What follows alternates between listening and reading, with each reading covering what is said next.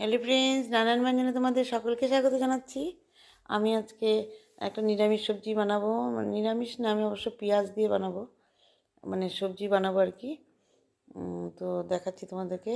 এটা হচ্ছে, এখানে দেখো ক্যাপসিকাম, গাজর, আলু, আর এখানে হচ্ছে ব্রকলি আর মটরশুঁটি আর টমেটো নিয়েছি।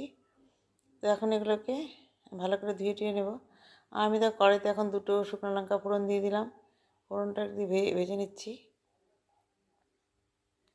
নিয়ে আমি সবজিগুলোকে হালকা হালকা করে একটু ভেজে নেব। তো এখানে আমি আলু আর গাজরটাকে আগে একটু ভেজে নিচ্ছি, কারণ এগুলো একটু শক্ত দেখে। তো এগুলোকে একটু আগে ভেজে নিচ্ছি। একটু ভাজা ভাজা হয়ে গেলে এর মধ্যে লবণ হলুদ মাখানো আছে।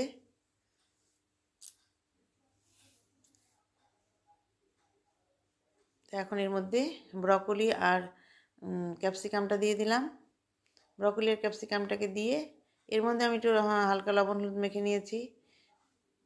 দিয়ে তারপর আমি এখন এটাকে ভেজে নিচ্ছি। আর এখানে কাঁচা লঙ্কা দিয়ে দিলাম,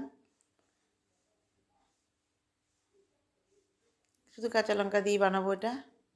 তো কাঁচা লঙ্কা ফিরে দিয়ে দিয়েছি। দিয়ে এখন এর মধ্যে মটরশুঁটিটা দিয়ে দিলাম। দিয়ে একসঙ্গে সবজিগুলোকে ভেজে নিচ্ছি। সেই সবজিগুলোকে হালকা একটু ভেজে নিয়ে নামিয়ে নেব। আর এদিকে দেখো একটু ছানা বানাচ্ছি লেবু দিয়ে, কাগজি লেবু দিয়ে একটু ছানা বানাচ্ছি। আর এখানে কড়াইতে আর একটু তেল দিয়ে দিলাম ওইগুলো সবজি নামিয়ে। এখন এর মধ্যে দেখো তিল ফোড়ন দিয়ে দিলাম। তো 1 চামচ তিল ফোড়ন দিয়ে এখানে রসুন কুচি দিয়ে দিলাম। রসুন কুচিটা দিয়ে এখন এর মধ্যে পেঁয়াজ কুচি দিয়ে দিলাম, দিয়ে ভেজে নিচ্ছি।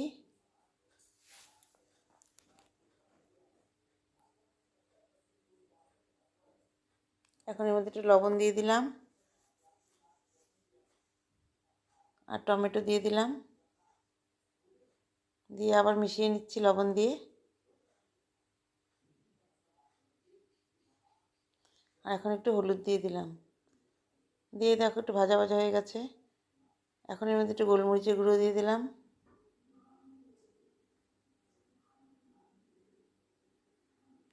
আর এখন এখানে একটু সয়া সস দিয়ে দিলাম, দিয়ে একটু মিশিয়ে নিচ্ছি।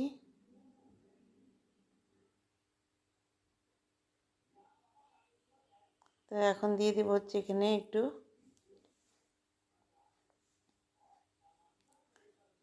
চিলি সস দিয়ে দিলাম,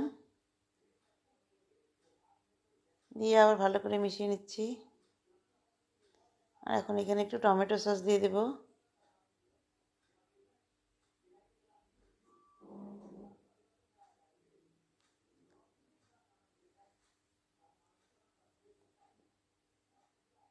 টমেটো সসটা দিয়ে দিলাম, একটু বেশি করে দিয়ে দিলাম।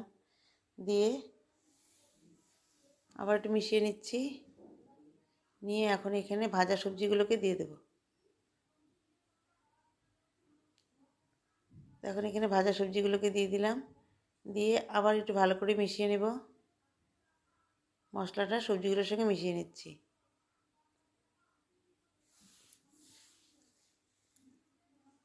এভাবে ভালো করে মিশিয়ে নিয়ে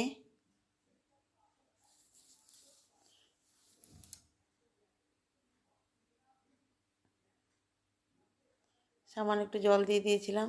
জল দিয়ে একটু সিদ্ধ করে নিয়ে এখন এর মধ্যে আমি ছানাটা দিয়ে দিলাম। ছানাটা দিয়ে আবার ভালো করে মিশিয়ে নিচ্ছি।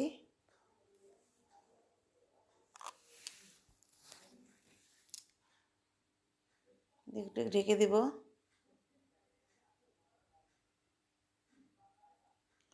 তো ঢাকনা উঠিয়ে এখন এর মধ্যে আমি একটু 2 চামচ দিয়ে দেবো হচ্ছে এখানে বাটার।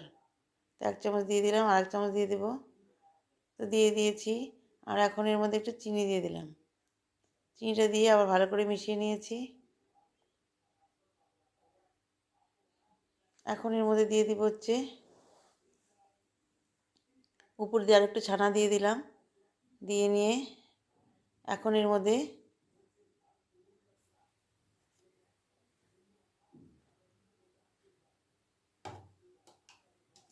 দিয়ে দিচ্ছি হলো, এটা দিলে বাচ্চারা একটু খেতে ভালোবাসে, একটু মেয়োনিজ দিয়ে দিলাম। আর একটু মেয়োনিজ দিয়ে দেবো। তো উপর দিয়ে একটু মেয়োনিজ দিয়ে নিয়ে তারপর ঢেকে রেখে দেবো। আর এখন এখানে একটু ধনেপাতা দিয়ে দিলাম। দিয়ে আবার ভালো করে মিশিয়ে নিচ্ছি। এখন এর মধ্যে একটু লবণ দিয়ে দিলাম, আর একটু মিশিয়ে নিচ্ছি। এখন এর মধ্যে একটু ধনেপাতা দিয়ে আর একটু মেয়োনিজ দিয়ে এখন আমি এটাকে নামিয়ে নেব মানে কড়াইতে আমি ঢাকা চাপা দিয়ে রাখবো।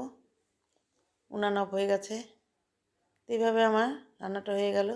তো বন্ধুরা, তোমাদের যদি ভালো লেগে থাকে তাহলে প্লিজ একটু কমেন্টস করবে। নতুন বন্ধুরা পাশে থাকবে।